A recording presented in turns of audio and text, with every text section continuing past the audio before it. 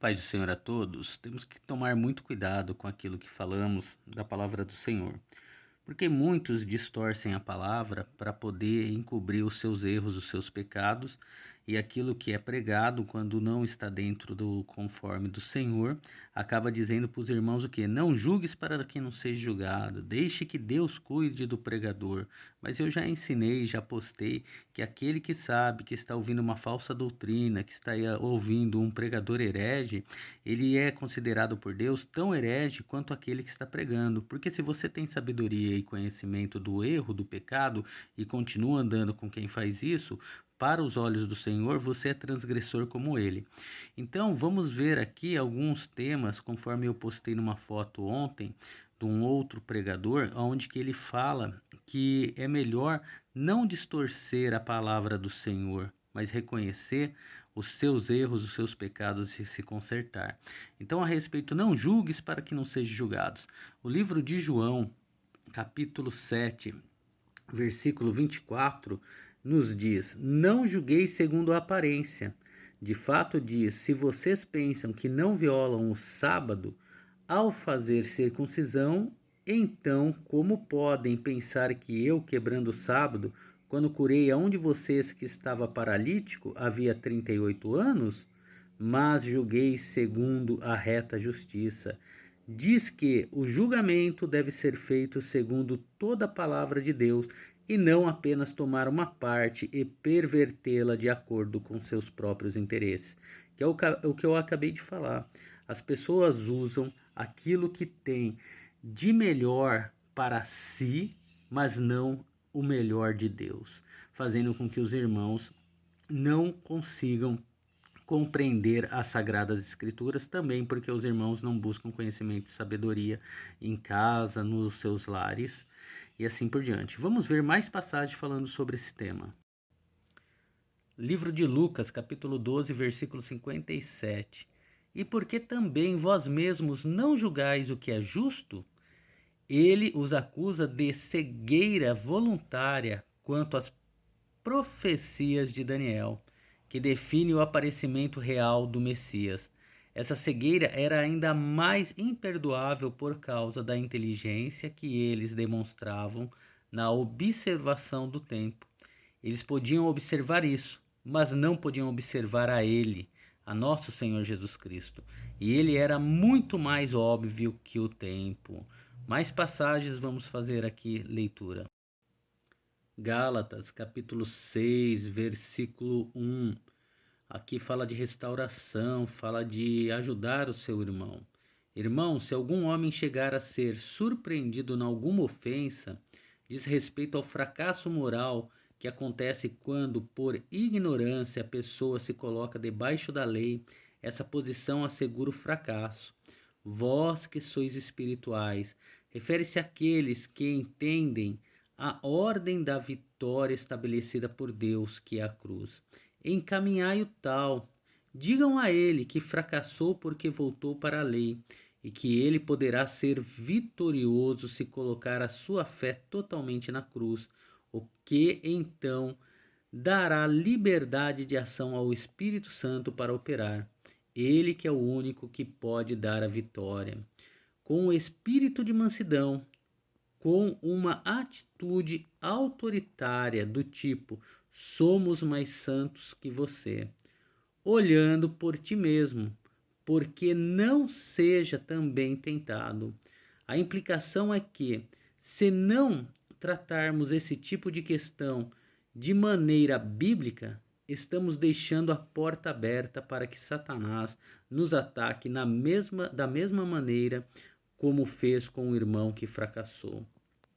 Então devemos sim exortar com mansidão, com sabedoria, com base bíblica, aquele que está no pecado, aquele que está cometendo erro, seja ele qualquer cargo que ele tenha na igreja.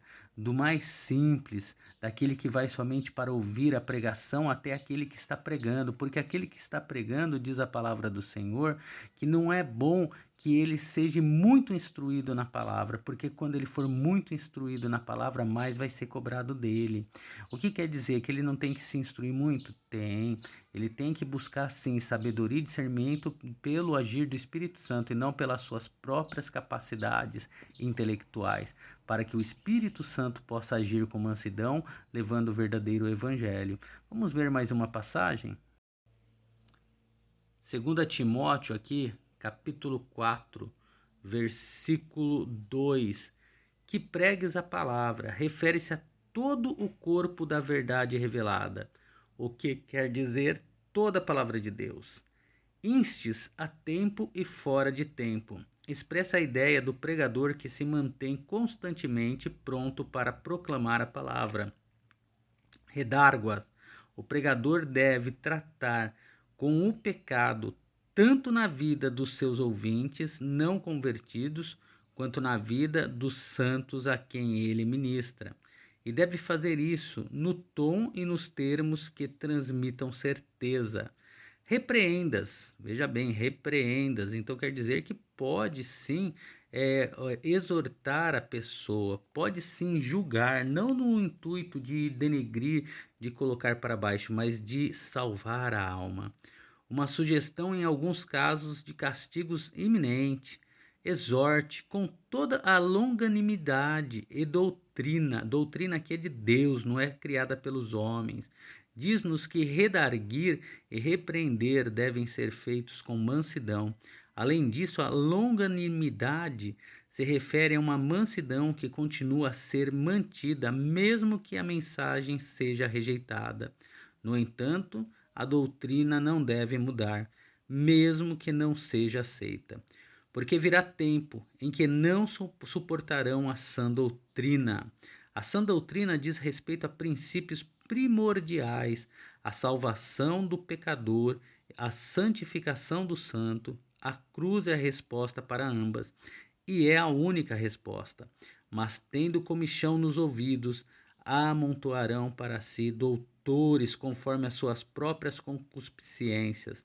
Refere às pessoas cujos ouvidos têm comichão para ouvir palavras suaves e agradáveis e estão dispostas a recompensar generosamente o homem que faz concessões suficientes para fazer isso. Os ouvintes desse tipo rejeitarão a verdade e preferem ouvir a mentira. O que quer dizer? Infelizmente, é o que acontece nesse século XXI, aonde os ouvintes que se dizem buscar a Jesus Cristo estão ali querendo encher os seus ouvidos de mensagens do homem, dizendo ser Deus que está revelando. E esses até dinheiro levam para esses homens hereges, para esses homens que trabalham para Satanás, fazendo com que os seus ouvidos sejam sempre regados das palavras que buscam dia e noite, mas não buscam a grande verdade, que é a palavra do Senhor.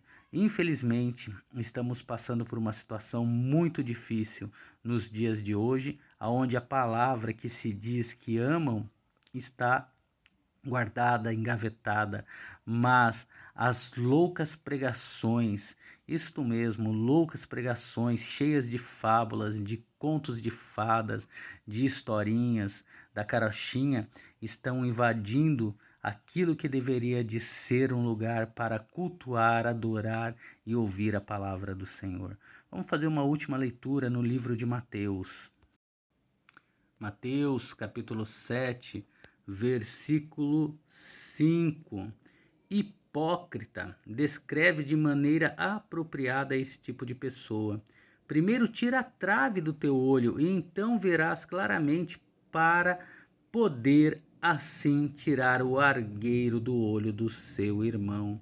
O próprio fato de que não nos examinamos e sim aos outros demonstra a verdade de que a nossa situação pessoal é pior.